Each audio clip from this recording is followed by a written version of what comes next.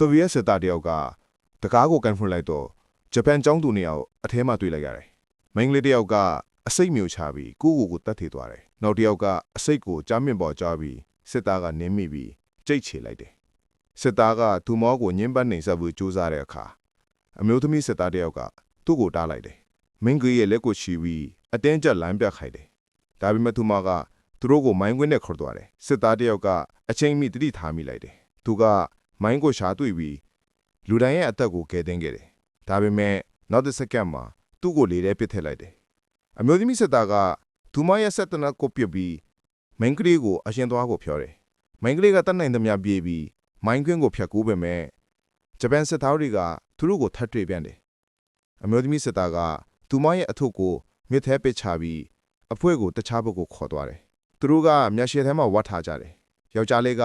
မိန်းကလေးရဲ့ပါးစပ်ကိုပိတ်လိုက်တော့သူမအသက်ရှူရသွားပုံရတယ်။ဒါပေမဲ့ဒါကလိုရက်တစ်ခုသာဖြစ်တယ်။ယောက်ျားလေးကသူမရဲ့ပါးစပ်ကိုပြန်ပိတ်လိုက်တော့ဂျပန်စစ်သားတွေကအတန်းကြတော့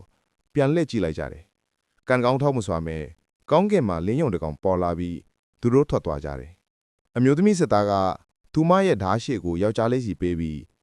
မိန်းကလေးကိုတတ်ဖို့ပြောပါတယ်။သူ့အမေကိုဂျပန်တွေတတ်ခဲ့ပြီးသူ့လူတွေအိတ်ထဲထည့်ပြီးအရှင်လက်လက်မိရှုခံရတာကိုတော့မြင်မှုပါတယ်။ဒါပေမဲ့မိန်းကလေးကိုမတတ်ခဲ့ပါဘူး။ကျိုးတွေကိုဖြေပေးခဲ့ပါတယ်။တစ်သားတကားကိုဖျက်ကူးတဲ့အခါ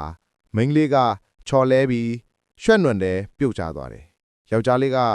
တွန်းဆုံးနေပေမဲ့သူမပိုနက်နက်ဆိုင်နင်းနော်သွားတာကိုမြင်တော့သူမကိုကယ်တင်ခဲ့ပါတယ်။သူတို့၃ယောက်9ရက်လောက်လမ်းလျှောက်ပြီးနောက်ဆုံးမှာတောအုပ်ကြီးတွေကနေထွက်လာခဲ့ပါတယ်။ပြီးတော့ဂျပန်စစ်လီယန်တစ်စင်းကောင်းကင်ကနေပြုတ်ကျလာပြီးမိန်းကလေးကအဲ့ဒီလေရင်စီကိုပြေးသွားပါတယ်။ဒါပေမဲ့မကြခင်မှာပဲသူမပြန်လာပြီးယောက်ျားလေးကတခုခုမှားနေပြီဆိုတာခံစားလိုက်ရတယ်။လေရင်ပြတ်ကျမှုကြောင့်မီးလောင်သွားပြီးလေပင်တိုက်ခတ်မှုကြောင့်မီးကြောက်တွေကသူတို့စီကိုတွန်းပို့လိုက်တယ်။မီးကသူတို့ကိုမျိုးချတော့မဲ့အချိန်မှာမင်းကလေးကမီးကြီးတစ်ချောင်းကိုထွန်ပြီးမြက်ခင်းပေါ်ပစ်ချပြီး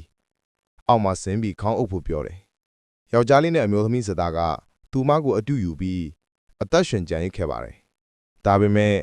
သူတို့ဆက်လျှောက်သွားနေတော့မင်းကလေးက